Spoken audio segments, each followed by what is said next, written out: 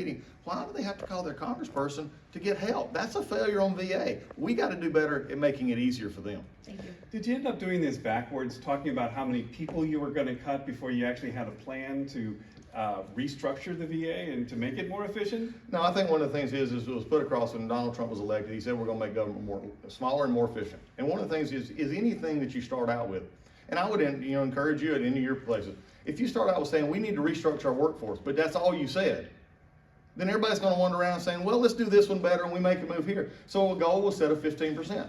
So that's a target. It's a goal. It's not a mandatory. Nobody has said it's got to be 15%. In fact, it may not actually get to 15%.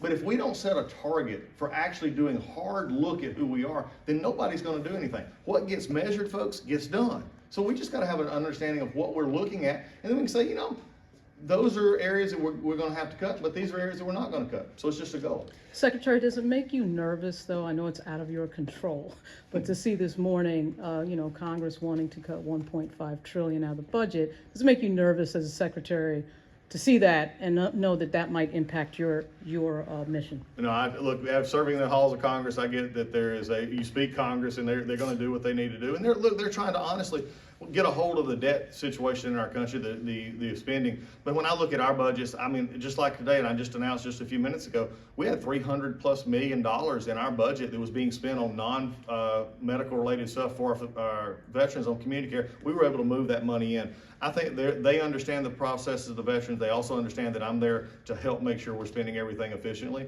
They got a lot of work ahead of them. I serve with most all of them. I bless them. Good luck as they go forward. You mentioned the president. He's talked about taking this DOGE saving and using it to help balance the budget, or even sending out checks to people. Mm-hmm. Can you be certain that this money isn't going to be removed from the VA budget once you start cutting these people? Well, I think what the president's talking about is highlighting the very fact that there's a lot of bloat in our government. There's a lot of things that we shouldn't be doing, and efficiency can be had. That'll be up to the president. I know one thing from the president. He's actually said, Doug, take care of my veterans. And when we've had our conversations, in fact, he's actually been very good, wanting to know, very concerned. I know with our conversations with the White House has been very good to say, hey, let's make sure we're doing this right, make sure that we're doing it. He's very concerned about community care. He's very concerned about our folks getting the Mission Act. That was something he was very passionate about. He still is passionate about that. He's also very passionate about making sure that we don't have employees who are harming veterans who should not be there anymore. So we're going to look at that.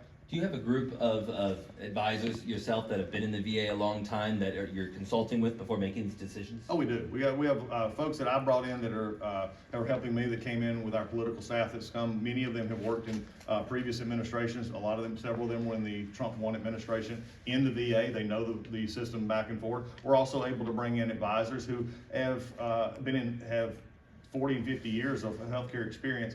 Combined with the other issues to say, okay, here's how the healthcare we run. We see what's happening. We understand the VA is a little different here, but here's actually how we can, maybe mold this. So we've got a lot. Plus, we're using our career folks. We're using the folks who've been in the VA all their career. That's all they've ever done.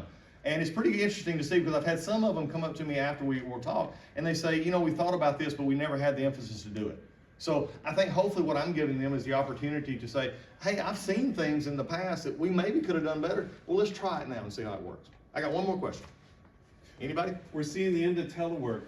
Looks like there's another deadline coming up on Monday for people to come back to the Hampton VA, like 700 people. Do you have this